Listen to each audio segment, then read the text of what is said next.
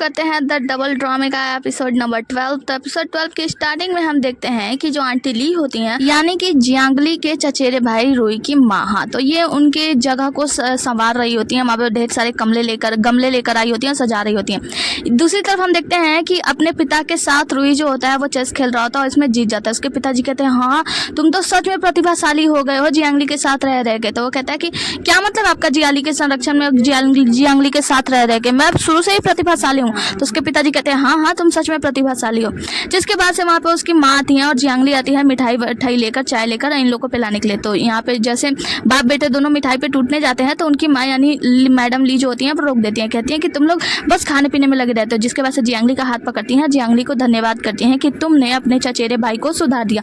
मतलब जो तुम्हारा चचेरा भाई निकम्मा भाई, मैंने कभी सोचा भी नहीं था कि ये निकम्मा कभी सम्राट के सामने जा भी पाएगा, लेकिन अब तो ये सम्राट के सामने सम्मान पाने वाला है। तुम्हारा बहुत बहुत शुक्रिया। जियांगली कहती है चाची आप ऐसी बातें क्यों कर रही हो, आखिर हम लोग एक परिवार है तो ये सब करना तो मेरा कर्तव्य था ना।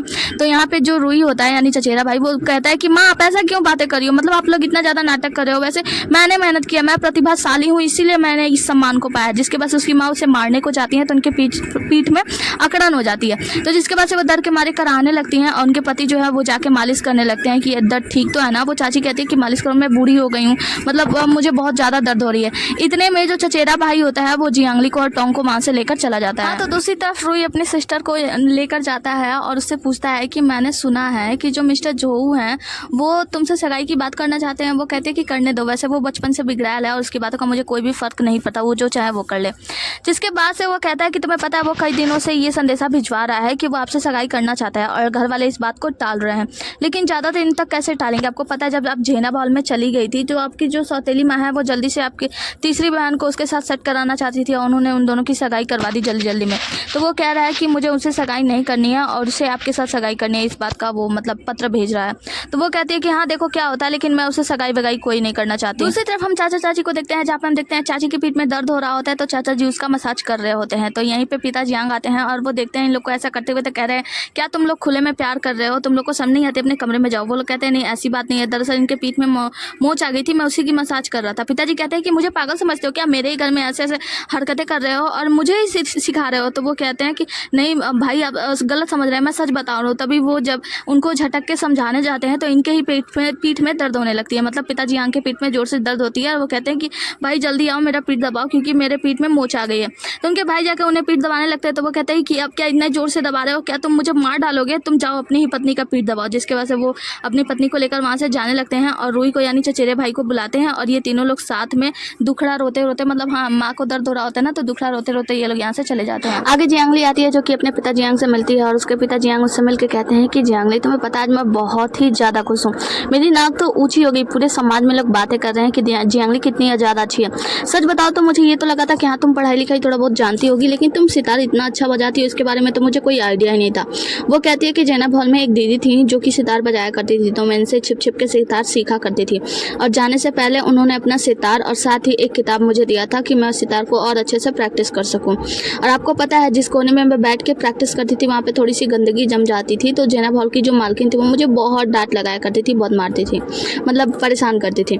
यहाँ पे पिताजी कहते हैं क्या तुम्हें कष्ट होता था, तुम बहुत परेशान रहती होगी ना। तो वो कहती है पिताजी मैंने इसलिए नहीं बताया कि आपको बुरा लगे, मैंने इसलिए बताया क्योंकि आपको पता होना चाहिए, क्योंकि आप मेरे पिता हैं और बेटी और पिता के बीच कोई भी ऐसा बात नहीं होना चाहिए जो कि गुप्त हो, मतलब छिपा हुआ हो। जियांगली कहती है कि पिताजी अगर आपके मन में कोई भी ऐसी बात हो जो आप मुझसे पूछना चाहते हैं तो आप बेझिझक पूछ सकते हैं। जिसके बाद से पिताजी कहते हैं, हंसते हैं और कहते हैं कि तुम बहुत ही ज़्यादा समझदार हो और कुछ दूर जाते हैं, अपना कमर अकड़ते और फिर कहते हैं कि अच्छा बेटी जब बचपन में तुम्हारी शादी तय हो गई थी, मतलब सगाई हो गई थी जो यांग बैन से, लेकिन तुमसे पीछे बगैर तुम्हारे जाने के बाद जब तुम यहाँ से चली गई थी ज़ैनब हॉल के लिए तो हमने तुम्हारी सगाई तोड़ दी। तो मैं तुमसे तुम्हारी राय जानना चाहता हूँ कि आखिर तुम्हारी इस बारे में क्या राय है। जियांगली कहती है कि पिताजी जाहिर सी बात है ना, मैंने कभी उसे पसंद किया था, ना कर रही हूँ और ना कभी भविष्य में करूँगी, तो आप बेझिझक उसे मना कर सकते हैं। तो पिताजी कहते हैं अगर वो आपके पास सगाई का प्रस्ताव लेकर आया तो आप क्या करेंगी। वो कहती है कि पिताजी मैंने पहले ही मना कर दिया है तो मैं उसे कभी भी हाँ नहीं बोलने वाली हूँ क्योंकि वो मुझे पसंद ही नहीं है। आप सबके सामने ये ना कर सकते हैं, मैं उसे शादी करने के लिए तैयार नहीं हूँ। यहाँ पे पिताजी कहते हैं कि ठीक है। तो वो कहती है कि पिताजी क्या आप मुझ पर विश्वास नहीं करते, यकीन मानिए मुझे उससे शादी नहीं करनी है। तो पिताजी कहते हैं नहीं ऐसी बात नहीं है, चलो इसके बारे में बात नहीं करते। उसके बाद से पिताजी कहते हैं कि वैसे मैं जल्दी तुम्हारे लिए एक पार्टी रखूंगा क्योंकि तुमने मेरा नाक ऊंचा कर दिया है, लोग लोग बहुत अच्छी अच्छी बातें कर रहे हैं तुम्हारे और मेरे बारे में, तो मैं चाहता हूँ मैं एक पार्टी दूँ जिसमें मैं तुम्हें पुरस्कृत करूँगा, क्योंकि तुमने इतना अच्छा काम जो किया है। अभी मैं यहाँ से चलता हूँ, तुम जाओ, अपना ख्याल रखना। और पिताजी वहाँ से चले जाते हैं। आती है जियांगली से मिलने के लिए, तो जियांगली कहती है देखा मैंने अपना नाम कर दिया, मतलब मैं पास हो गई, तो ये मेरी सराहना कर रहे हैं। अगर मैं फेल हो जाती तो यही लोग मुझे बुरा कहते, यही लोग कहते कि मैंने ही गलती की है, ये मेरी ही गलती है। यहाँ पे वो कहती है कि आप प्रथम आई हैं और महामहिम के द्वारा आपको सराहा जाएगा, महामहिम आपको पुरस्कृत करेंगे। मेरी महिला यानी जो जियांगली है वो बहुत ही ज़्यादा खुश होंगी, स्वर्ग से देख रही होंगी, तो उन्हें बहुत प्रसन्नता होगी। अब हमने बहुत बड़ा काम कर लिया है। जियांगली कहती है कि चिंता करने की विषय तो है, आगे हमें और भी ज़्यादा सतर्क और सावधान रहना होगा, क्योंकि मुझे यकीन है कि मुसीबत तो अभी आने वाली है, अभी तो ये सिर्फ शुरुआत है। इसके बाद हम ली लियान के पिताजी को देखते हैं, मिस्टर ली को, जो कि अपने बेटे को सुना रहे होते हैं, कह रहे थे कि वो लड़की जो 10 साल से जेनेब हॉल में रही, वो आकर आपसे जीत गई, फर्स्ट आ गई, आप पहले क्यों नहीं सोचे, आपको अब साधु तो बनना होगा। ली लियांग कहता है कि पिताजी जिनसे मैंने शर्त लगाया था वो लोग इस मामले को गंभीरता से नहीं ले रहे हैं, तो आप इतनी गंभीरता से क्यों ले रहे हैं। प्लीज़ पिताजी मुझे माफ़ कर दीजिए, मैं आगे से ऐसी कोई भी गलती नहीं करूंगा, मैं यकीन दिलाता हूँ आपको, मैं मन लगा के पढ़ाई करूंगा। वो कहता है 10 सालों से मैं आपके लिए अच्छे अच्छे टीचर हायर कर रहा हूँ, फिर भी आप फेल हो गए, आपको शर्म नहीं आती, आपने शर्त लगाई ही क्यों थी ऐसी, आपको साधु तो बनना ही होगा, अब आप मंदिर में ही ठीक रहेंगे। ली लियांग को खींच कर ले जाता है, तो ली लियांग चिल्ला रहा होता है कि पिताजी प्लीज़ मुझे छोड़ दीजिए, जिंग भाई मुझे छुड़ा लो, पिताजी मुझे छोड़ दीजिए, मैंने तो शादी भी नहीं की है, मैंने तो अब तक आपको एक पोता भी नहीं दिया, पिताजी प्लीज़ मुझे छोड़ दीजिए। लेकिन पिताजी क्रूर, वो छोड़ते नहीं है, कहते हैं नहीं आपको तो जाना ही होगा। ली लियांग का बड़ा भाई ली जिंग वो होता है, तो वो अपने पिताजी से कहता है कि पिताजी छोटा भाई तो समझ नहीं पाया आपके मनसा को, तो वो कहते हैं क्या मतलब है आपका। वो कहता है कि मैं अच्छे से जानता हूँ कि ये सब आप इसलिए कर रहे हैं ताकि महाराज और राजकुमारी वानिंग के नज़रों में हम लोग मतलब प्रतिष्ठावान बन जाए, कि हम लोग जो कहते हैं वो करते हैं, ऐसा वाला। पिताजी कहते हैं अच्छा मतलब कि आप समझ रहे हैं, तो वो कहता है कि हाँ मैं जानता हूँ कि आप उनके नज़रों में आने के लिए कर रहे हैं, वरना एक अपने बेटे को कोई भी ऐसे सट्टेबाजी क्यों करने देता, और सट्टेबाजी लगाने के बाद आपने उसे साधु भी बनवा दिया, और वैसे हमारा एक भाई तो कुर्बान हो गया इस राजकुमारी के पीछे, तो आप चिंता मत कीजिए, आगे सब कुछ सही होगा, ठीक ही होगा। तो पिताजी कहते हैं अच्छा तो तुम समझ रहे हो, तो बताओ इस समस्या को कैसे हल किया जाता है। वो कहता है कि पिताजी ये परिवार का जहाँ तक एसीजी की बात है, अगर इन समस्या को मतलब ये परिवार को झुकाना ही है, तो हम समस्या की जड़ों को हल करने के लिए सीधे लुयांग चले जाते हैं। तो पिताजी कहते हैं कि चलो बंद करो, मेरे लिए समस्या और भी ज्यादा मत बढ़ाओ, और यहाँ से चले जाते हैं। जियांगली की सौतेली माँ मैडम ली से मिलती हैं, और मैडम ली उनसे कहती हैं कि आप एक छोटी बच्ची को नहीं संभाल पाई। तो जियांगली की सौतेली माँ कहती है हाँ माफ कीजिएगा, मुझसे थोड़ी सी गलती हो गई कि मैंने थोड़ा सा अनदेखा कर दिया। वो कहती है सौतेली माँ कि मुझे लगा था कि दोनों भाई जो हैं ली परिवार के, वो दोनों मिलकर उसे संभाल लेंगे, लेकिन वो तो उन लोगों से बहुत ही ज्यादा आगे निकले।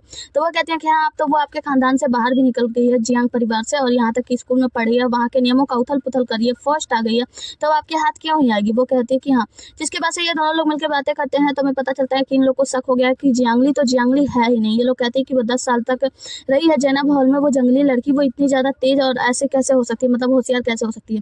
वो लोग कहती है, मतलब सौतेली माँ कहती है कि हाँ इसीलिए मैं उस लड़की की सच्चाई जानने के लिए उस व्यक्ति से मिली हूँ जो कि उसे सबसे ज्यादा मारना चाहती है, मतलब जान से मारना चाहती है। जिसके बाद से हमें जेनेब हॉल के मालकिन का सीन दिखाया जाता है, जहाँ पे हम देखते हैं कि वो जेल में बंद होती है। यहाँ से मंत्रा माँ उनसे मिलने जाती है, कहती है कि आप जेल से रिहा होना चाहती हैं। वो कहती है कि तुम कौन हो, तो वो कहती है मुझे सचिवालय से भेजा गया है जियांग परिवार की मैडम ने, जियांग परिवार की नौकरानी हूँ मैं। तो वो कहती है कि बस आपके लिए एक सवाल का जवाब दो, मैं आपको जेल से बाहर निकाल दूंगी। तो वो कहती है क्या, तो वो फोटो दिखाकर पूछती है जियांगली का कि आप जानती हैं ये कौन है। तो जेनेब हॉल की जो मालकिन होती है वो कहती है क्या ये आपकी दूसरी मालकिन जेनेब हॉल में रहने वाली जियांगली नहीं है। वो कहती है कि क्या आप सच कह रही हैं ये जियांगली है। वो कहती है कि हाँ मैं उसके साथ 10 सालों से रह रही हूँ, अगर वो राख हो जाए तब भी मैं पहचान लूंगी कि वो जियांगली ही है। जिसके बाद से हम सौतेली माँ को देखते हैं, जो कि बताती हैं कि जेनेब हॉल का खुलासा करने में जियांगली का हाथ था। तो जियांगली के मतलब बारे में सच्चाई छिपाना ये जेनेब हॉल की मालकिन ऐसा तो नहीं कर सकती, तो मुझे ऐसा लगता है वो जियांगली है। लेकिन हाँ वो और ज़्यादा होशियार और चतुर हो गई है, जो कि अपने आप को छिपाने में मतलब हर एक चीज़ में बहुत ही ज़्यादा मतलब सही है। तो जिसके बाद से जो मैडम ली होती हैं वो कहती हैं कि क्या आपने मिस्टर सेन की पत्नी के बारे में सुना है। तो वो कहती है कि हाँ सुना तो था। तो वो कहती हैं कि तुम्हें पता है कि उसको पकड़ा गया था एक लड़के के साथ, जिसके बाद से वो किंगचिंग पर्वत में भाग गई और वहीं पे जाकर उसने आत्महत्या कर ली, मतलब खुद को मार दिया।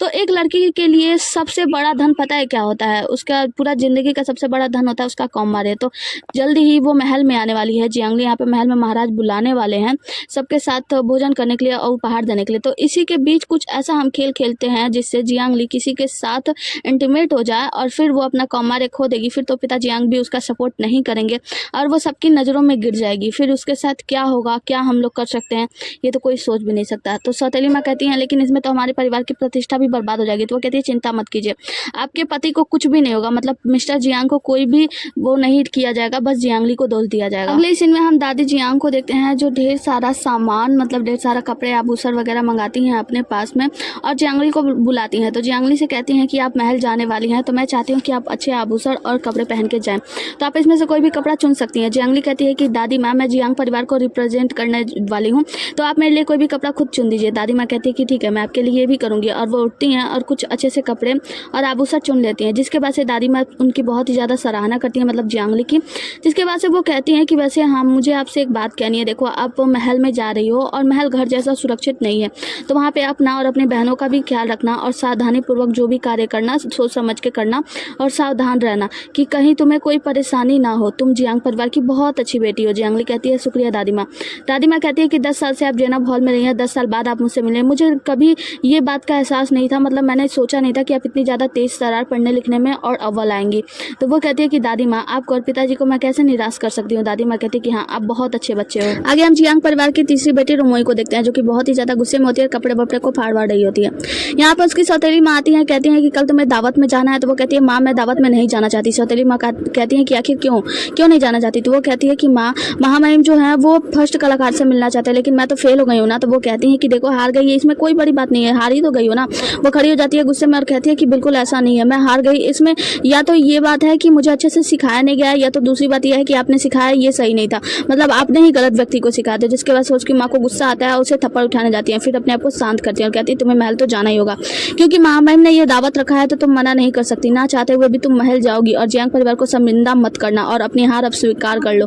तुम हार गई हो तो स्वीकार भी करना सीखो। लगता है मैंने कुछ ज्यादा ही लाड प्यार दे दिया है तुम्हें। उसके बाद से मंत्रा माँ से कहती है कि मंत्रा, इसे जल्दी से तैयार कराओ, इसे महल जाना होगा। आगे की सीन में हम जियांगली को देखते हैं जो कि तैयार हो रही होती है और बहुत ही ज्यादा खूबसूरत लग रही होती है। यहाँ पे टोंग उनसे पूछती है कि जियांगली मैडम, आपने कहा था कि आप महामहिम के साथ मिलने के लिए जा रही हैं, वहाँ पे इसलिए जा रही हैं ताकि आप सेन यूरोन के पीछे वाले व्यक्ति को पकड़ सके, जान सके कि वो व्यक्ति कौन है। वो कहती है कि हाँ, मैं उस व्यक्ति को लुभाकर बाहर निकालने वाली हूँ। तो वो कहती है कि लेकिन आप तो कुछ भी नहीं जानती उसके बारे में ना। वो कहती है कि हाँ, मैं हालांकि उसके आगे पीछे का कुछ भी नहीं जानती, लेकिन मैं उसके बारे में निकाल ही लूँगी। तो टोंग कहती है लेकिन ऐसा कैसे होगा, क्योंकि आप तो ये भी नहीं जानती वो स्त्री है या पुरुष। तो वो कहती है कि वो निश्चित रूप से ही स्त्री है, क्योंकि जब सेन यूरोन ने मुझे जिंदा गाड़ दिया था उस वक्त उसने कहा था कि जो व्यक्ति मुझे मारना चाहता है, मतलब मुझे, मेरे खानदान को ख़त्म करना चाहता है, वो पूरी तरीके से मुझे चींटी समझता है। और देखो, मेरे भाई और पिता का कोई भी दुश्मन नहीं है इस दुनिया में, क्योंकि वो लोग बहुत ही ज़्यादा अच्छे थे। और हाँ, मेरा भी दुश्मन होता कहाँ से, तो वो सेन यूरोन को निश्चित रूप से पसंद करता है, मतलब वो उसके करीब आना चाहता है, इसीलिए वो व्यक्ति, और हाँ, वो व्यक्ति भी किसी अच्छे परिवार से ही है। तो वो स्त्री है जो कि मेरे पति को यानी सेन यूरोन को लुभाना चाहती थी, और वो किसी बड़े खानदान से है जिसका बात मानने से पीछे नहीं हट सकता सेन यूरोन। तो मैं सेन यूरोन का इस्तेमाल करके उस व्यक्ति को सामने लाने वाली हूँ और पता लगाऊंगी कि वो कौन है जो कि सेन यूरोन के आते मेरे खानदान का नाश करवा देगा। आगे हम देखते हैं कि सीजी आते हैं जियांगली के दरवाजे पर। यहाँ पे जियांगली तैयार होकर आती है, मतलब आ रही होती है, तो सीजी एक तक उन्हें निहारते रह जाते कि वाह कितनी सुंदर महिला, मतलब जियांगली बहुत ही ज़्यादा सुंदर लग रही थी ना। जिसके बाद से सीजी आते हैं जियांगली के पास और जियांगली से आकर कहते हैं कि मैं कुछ काम से जियांग महल में आया था, मतलब यहाँ पे आसपास से गुजर रहा था, तो क्या तुम महल जा रही हो दावत के लिए। वो कहती है हाँ। सीजी कहता है कि मैं भी महल के लिए ही जा रहा था, मतलब दावत के लिए महल में ही जा रहा था, तो क्या तुम मेरे साथ जाना पसंद करोगी। तो जियांगली कहती है नहीं, मेरे पिता ने मेरे लिए गाड़ी तैयार की है, तो हम लोग इसी गाड़ी से जाएंगे। इतने में चचेरा भाई दौड़ता हुआ आता है, कहता है कि सीजी क्या तुम मुझे लेने के लिए आए हो। तो सीजी कहता है कुछ भी नहीं बोलता। तो जियांगली कहती है कि भाई हमारे लिए गाड़ी है ना, पिताजी ने तैयार कराई है, तो हम उसी गाड़ी से चलेंगे। तो यहाँ पे चचेरा भाई कहता है अरे ज़्यादा मत सोचो, सीजी भी तो गाड़ी लेकर आया है ना, तो चलो चलते हैं। यहाँ पे सीजी तो खुश हो जाता है और ये लोग जाकर सीजी की गाड़ी में बैठ जाते हैं। गाड़ी में देखते हैं कि जो जियांगली का भाई होता है चचेरा, वो सो रहा होता है। इतने में हम देखते हैं कि सीजी जो होता है वो बस निहार रहा होता है जियांगली को।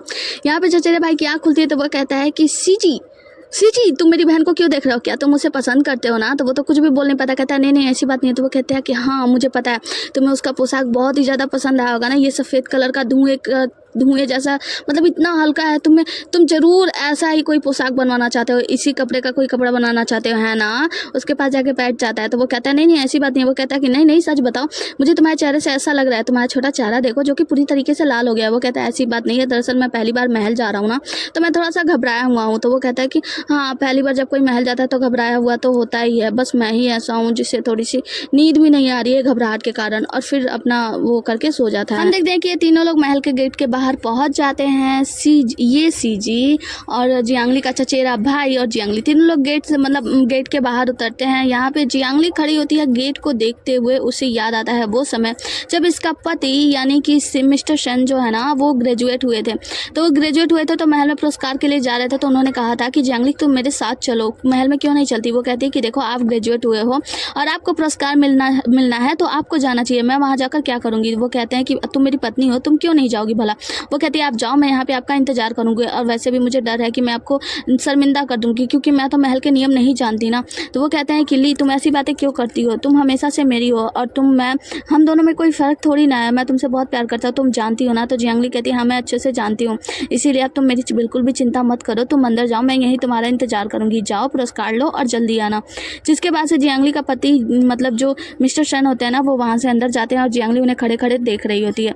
सीन शिफ्ट होता है आज के जगह पे जहाँ पे हम देखते हैं कि जियांगली खड़ी होती है, ये सारी बातें सोच रही होती है। तभी यहाँ पे आती है मिस लियूजू। मिस लियूजू आते ही कहती है कि जियांगली तुम आ गए, वैसे तुम तीनों एक साथ आए हो, मतलब एक साथ आने की योजना बनाए थे क्या। तो यहाँ पे जियांगली कहती है ऐसी कोई बात नहीं है, मैं तो अपने चचेरे भाई के साथ आ रही थी, ये सीजी हमें साथ लेकर आए हैं। तो वो कहती है कि ये सीजी, लेकिन ये सीजी तुम्हारे घर से तो उल्टे पे रहते हैं ना, तो तुम्हारे घर कैसे पहुंचे वो। तो वो कहती है कि आप ये सीजी के बारे में बहुत कुछ जानती है, वैसे नेक्स्ट टाइम से मैं ये सीजी से कह दूंगी कि वो आपको लेने के लिए चले जाए, आप कह दो ना अभी। तो वो कहती है नहीं तुम कैसी बातें करते हो, चलो जियांगली हम लोग अंदर चलते हैं। जिसके बाद से ये लोग अंदर जाने लगते हैं। सभी लोग अंदर भोजन के लिए पधारते हैं, जहाँ पे हम देखते हैं कि थर्ड लेडी आती है। थर्ड लेडी को देखकर मिस्टर जहू आते हैं और कहते हैं कि आज आप खूबसूरत लग रही हैं। वो कहती है कि हाँ मुझे पता है खूबसूरत लग रही हूँ, लेकिन मुझे नहीं लगा था कि आपका ध्यान मुझ पर होगा, क्योंकि आप तो फर्स्ट लेडी को पसंद करते हैं, मतलब सेकंड लेडी को पसंद करते हैं ना, तो जियांगली पर ही ध्यान देंगे। तो वो कहते हैं नहीं ऐसी बात नहीं है, मैं आप पे ध्यान देता हूँ। जिसके बाद से वो कहते हैं ठीक है अभी मैं चलता हूँ यहाँ से, और अपनी सीट पे जाके बैठ जाते हैं। यहाँ पे थर्ड लेडी जो होती है ना, वो थोड़ा सा गुस्सा हो जाती है। तो फर्स्ट लेडी कहती है कि आपको गुस्सा होने की जरूरत नहीं है, वो आप पर बहुत ध्यान देते हैं, चलिए हम बैठते हैं। तो वो कहती है आप क्या सोचते हो, हम दोनों के बीच क्या हो रहा है, मतलब मैं उनको इतना पसंद करता हूँ और अब जियांगली के पीछे पड़े हैं, तो क्या मुझे गुस्सा भी नहीं होना चाहिए। इसके बाद से थर्ड लेडी वहाँ से चली जाती है। जियांगली की ननद को देखते हैं जो कि कुछ सोच में पड़ी होती है और वो अपने होश हवास में नहीं होती है। उसकी दोस्त जो होती है उससे टकराती है, कहती है कि क्या हुआ, क्या सोच रही हो। वो कहती है कुछ नहीं, बस थोड़ा सा सोच रही थी कुछ। तब उसके बाद से हम देखते हैं कि यहीं पे जियांगली आती है। हम जियांगली को देखते हैं जो कि अपने टीम मेंबर्स के साथ बड़े ही टसन के साथ यहाँ पे आती है भोज के लिए, और फिर दोनों लोग अपने अपने सीट पे सभी लोग जाके बैठ जाते हैं। जहाँ पे सभी लोग बैठ जाते हैं और सभी लोग जियांगली की तरफ ही घूर कर देख रहे होते हैं, मतलब ये इतने टसन के साथ आई है वगैरह वगैरह। सब लोग जलन तो सबको होगी ही ना कि ये मतलब फर्स्ट आई है जियांगली जो कि 10 सालों से जेनब हॉल में रही है, जंगली लड़की, ऐसा वैसा सभी लोग आपस में कुड़बड़ा रहे होते हैं अपने, लेकिन कोई कहेगा तो है नहीं। इसके बाद हम देखते हैं कि महाराज यहाँ पे आते हैं अपने उपपत्नी ली के साथ, जहाँ पे दो लड़के आपस में बात कर रहे होते हैं कि ये उपपत्नी ली तो बहुत ही ज़्यादा छोटी लग रही है, मेरी माँ से भी छोटी है। तो वहाँ पे दूसरा वाला कहता है कि हाँ तुम्हें पता है दिवंगत सम्राट, मतलब जो पहले वाले सम्राट थे, ये उनकी उपपत्नी थी, लेकिन सम्राट ने बहुत सारे मुश्किलों के बाद भी इन्हें अपने उपपत्नी का दर्जा दिया है। इनका दोस्त कहता है कि हाँ तो फिर अब धीरे बोलो, वरना महाराज ने यानी महारानी ने किसी ने भी सुन लिया ना तो हमें तो मौत की सजा हो जाएगी। जिसके बाद से सम्राट और सम्राज्ञी जो होते हैं ये लोग आते हैं, तो सभी लोग जाकर उन्हें प्रणाम करते हैं, मतलब अपने घुटनों के बल बैठ के उनको सम्मान पूर्वक आदर करते हैं कि आप लोगों का प्रणाम। यहाँ पे हम देखते हैं कि उपपत्नी ली वही है जो कि सौतेली माँ से बात कर रही थी। महाराज भी सबको सिट डाउन कहते हैं, मतलब हाँ सब लोग जाके अपने अपने सीट पे बैठ जाओ। सभी लोग जाके अपने अपने सीट पे बैठ जाते हैं। जिसके बाद से एक लोग जो होते हैं वो यहाँ पे मतलब वो क्या बोलते हैं, घोषणा करते हैं कि महाराज प्रथम आने वाले लोगों को पुरस्कृत करना चाहते हैं। यहाँ पे प्रथम आने वाले जितने भी लोग होते हैं वो आके अपने टीम के साथ खड़े हो जाते हैं, जिसमें जियांगली, ये सीजी, चचेरा भाई और लीजू होती है। सम्राट पूछते हैं तुम ये सीजी हो ना, ये परिवार से। तो वो कहता है जी सम्राट। जिसके बाद से वो कहते हैं कि तुम ये परिवार से प्रतिष्ठित व्यक्ति हो जिसने इतना ज्यादा पढ़ने में मन लगाया, मतलब उसका बहुत ज्यादा तारीफ करते हैं। ये सीजी कहता है कि मैं लोगों के जीविका सुधारने में, मतलब उसका काम करने में मदद करना चाहता हूँ। तो सम्राट कहते हैं हाँ तुम बहुत ही अच्छे हो, ये परिवार लुयांग सिटी के ये परिवार बहुत ही ज्यादा प्रतिष्ठित परिवार है, तो मैं आज से तुम्हें राजस्व मंत्रालय में सेवारत अधिकारी के पद पर नियुक्त करता हूँ। तो यहाँ पे जो ये सीजी होता है कहता है कि सम्राट मुझे मंजूर है। हम देखते हैं कि ये बात ली जिनको बिल्कुल भी पसंद नहीं आता। मैडम ली भी मुस्कुरा रही होती है, मुस्कुराएंगे ही। जिसके बाद से हम देखते हैं कि जो सम्राट होते हैं वो कहते हैं कि तुम जियांगली हो ना, जो 10 साल तक जेनब हॉल में रही हो, तुम मुझे बताओ कि जेनब हॉल में रहते हुए तुम इतनी ज़्यादा उत्कृष्ट, इतनी ज़्यादा पढ़ने लिखने में हर एक चीज़ में आगे कैसे रही, तो क्योंकि तुम तो अव्वल नंबर की हो। तो वो बताती है कि जेनब हॉल में वो पहाड़ हैं, नदियाँ हैं, वहाँ पे बहुत ही ज़्यादा शांति है और ये आम लोग नहीं समझ सकते, वहाँ की वैराग्य को नहीं समझ सकते, क्योंकि लोगों के मन में सांसारिक सुख दौड़ते रहते हैं। और मैं बचपन से ही इस वैराग्य से दूर हो गया था और वहाँ पे जाकर मैंने जो कुछ भी सीखा वहाँ की शांति से और मतलब हर एक चीज़ों से सीखा है, पेड़ों से, नदियों से, मतलब सब कुछ सीखने की पूरी कोशिश की है। तो सम्राट कहते हैं कि आप जैनब हॉल में रहने के बावजूद अपने आप को सुधारने की पूरी कोशिश करती रहीं और सीखने में बिल्कुल भी पीछे नहीं हटी। आप निश्चित रूप से बहुत ही ज़्यादा बढ़िया हैं। और उनकी ढेर सारी तारीफ करते हुए ढेर सारे रत्न पुरस्कार लेकर आते हैं और कहते हैं कि ये आप चारों के लिए ढेर सारे रत्न और पुरस्कार हैं। जहाँ पे जब सम्राट ऐसा कहते हैं रत्न लाए जाते हैं तो जियांगली कहती है महाराज इतना कहना था कि हम देखते हैं कि जियांगली का चचेरा भाई जो होता है वहाँ पे मुंह के बल गिर जाता है। हाँ, तो जियांगली सम्राट से कहती है कि सम्राट ये बहुत सारे बहुमूल्य रत्न हैं और मैं ये इन रत्नों का लेकर क्या करूंगी। देखिए ये जो रत्न है ना, इस पे धूल जमना तो निश्चित है, तो मैं आपसे ये रत्न नहीं लेना चाहूंगी, बल्कि मैं इस रत्न के बदले कुछ और चाहती हूँ। सम्राट कहते हैं पहली बार है जब किसी ने मुझसे रत्न लेने से यानी पुरस्कार लेने से मना किया है। वो तुरंत घुटनों के बल बैठ जाती है, कहती है कि महाराज मुझे क्षमा कीजिए, मैंने आपसे पुरस्कार लेने के लिए नहीं मना किया है, बल्कि मैं पुरस्कार के बदले कुछ और चाहती हूँ। तो सम्राट कहते हैं मांगिए, क्या मांगती हैं। वो कहते हैं क्योंकि मैं एक महिला हूँ, मैं कभी भी शिक्षा के बारे में आगे नहीं सोच सकती, लेकिन मैं पढ़ने में बहुत ही ज़्यादा मतलब आगे हूँ, मैं पढ़ना चाहती हूँ। तो मैं चाहती हूँ कि आप मिस्टर सेन से यानी श्री सेन से कहें कि वो मेरे गुरु बन जाए। अगर वो मेरे गुरु बन जाते हैं तो मैं पढ़ाई लिखाई में और भी ज़्यादा अच्छा कामयाबी हासिल कर सकती हूँ। क्योंकि मैं एक महिला हूँ इसीलिए मैं कामयाब ना बनूँ, मैं ऐसा नहीं चाहती। जिसके बाद से हम देखते हैं कि मिस ली की जो ननद होती है ना, उनकी जो सहेलियाँ होती हैं वो बात कर रही होती हैं कि वैसे क्या ये लड़की मतलब जियांगली जो है वो मिस्टर सेन को पसंद करने लगी है, वैसे इन दोनों की जोड़ी अच्छी रहेगी। तो यहाँ पे ननद जो होती है वो डांट देती है, कहती है कि चुप करो, कैसी बातें कर रही हो तुम लोग। यहाँ पे मिस्टर सेन याद करते हैं कि एक बार जियांगली यानी उनकी पत्नी ली जब बहुत ही मतलब सैड होकर बैठी हुई थी तो वो उन्हें चाय पिलाते हुए पूछते हैं कि क्या हुआ प्रिय, तुम इतनी सैड क्यों हो।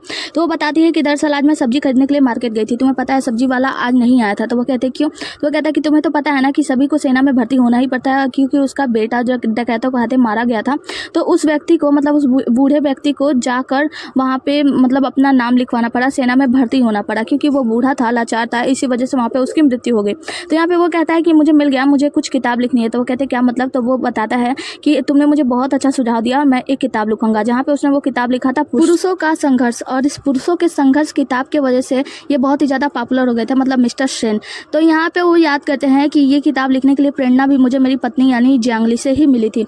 आगे हम सम्राट को देखते हैं जो कि सम्राट बताते हैं कि पुरुषों का संघर्ष जो किताब है वास्तव में वो बहुत ही ज़्यादा अच्छा है और आपने जो मुझसे मांग की है मैं इस मांग की भी सराहना करता हूँ, क्योंकि आप स्त्री हैं इसका मतलब ये नहीं कि आप पढ़ाई लिखाई नहीं कर सकती, आपको पढ़ाई लिखाई करने का पूरा हक है। जिसके बाद से वो अनुमति देते हैं, कहते हैं कि मैं अनुमति देता हूँ और मिस्टर सेन को बुलाया जाता है। मिस्टर सेन आते हैं, सम्राट को प्रणाम करते हैं। जिसके बाद से सम्राट कहते हैं कि मैं चाहता हूँ कि आप जियांगली का मार्गदर्शक करें किताब पढ़ने में, मतलब उनका मार्गदर्शक करें, उन्हें ज्ञान अर्जित कराएं। जिसके बाद से सेन यूरोन जो होते हैं वो कहते हैं कि मेरे पास जियांगली के लिए एक प्रश्न है। तो जियांगली कहती है हाँ पूछिए। वो पूछते हैं कि जो मैंने किताब लिखी थी पुरुषों का संघर्ष, वो बहुत पुरानी किताब है, उसके बारे में तो मैं भी भूल चुका था, लेकिन आपको वो किताब याद है और आपको अभी भी वो किताब इतनी ज़्यादा पसंद क्यों है, क्योंकि तब तो मैं विद्यमान भी नहीं था। तो वो कहती है कि हाँ इसीलिए तो आप उस समय विद्यमान नहीं थे और एक साधारण व्यक्ति थे। तो एक साधारण व्यक्ति का मन जो होता है बहुत ही ज़्यादा साफ होता है, शायद इसीलिए मुझे आपका वो किताब बहुत ही ज़्यादा पसंद है। तो वो कहते हैं कि ऐसी बात है तो ठीक है, फिर मैं आपको सिखाने के लिए तैयार हूँ। इसके बाद से हम देखते हैं कि यहाँ पे डांस वांस शुरू हो जाता है सबके एंजॉयमेंट के लिए और सभी लोग एंजॉय कर रहे होते हैं। हम देखते हैं कि एक बार हम सभी छात्रों को यहाँ पे देख पाते हैं, जो लोग सभी एक दूसरे को देख रहे होते हैं, कुछ लोग जलन कर रहे होते हैं, कुछ लोग खुश होते हैं, मतलब हाँ सबकी अलग अलग भावनाएं होती है, सबकी भावनाओं के बारे में बताया नहीं जा सकता ना। हाँ, तो आगे की सीन में हम महारानी को देखते हैं। मैडम ली जो होती हैं वो अपना सर पकड़ती है, कहती है कि मुझे थोड़ा सा चक्कर आ रहा है। सम्राट कहते हैं क्या बात है, वो हो गई। वो कहती है कि नहीं मैंने थोड़ा सा शराब ज़्यादा पी लिया और आप यहाँ पे एंजॉय कर रहे थे, एंजॉय कीजिए, आप मेरी चिंता मत कीजिए।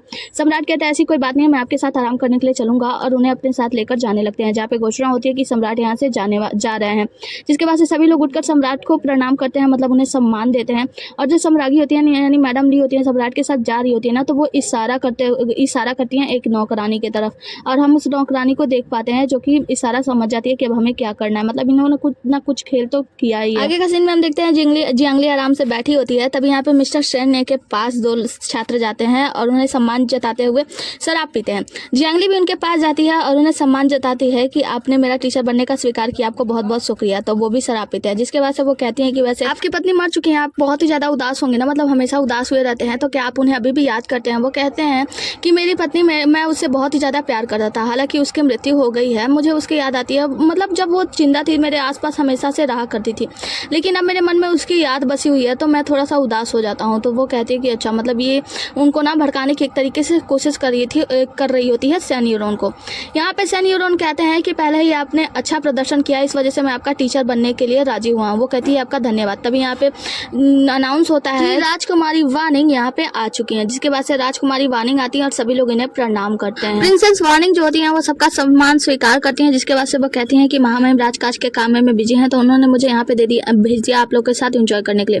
जिसके बाद से वो कहती है मैं आप लोग के साथ टोस्ट करूंगी। इसके बाद से हम जियांगली को देखते हैं, जिससे कि लियू जू कहती है कि प्रिंसेस वार्निंग को नाराज करना मतलब हमारे लिए मूर्खता होगी, हमें उन्हें नाराज नहीं करना चाहिए। मैंने सुना है वो बहुत ही ज्यादा क्रूर है।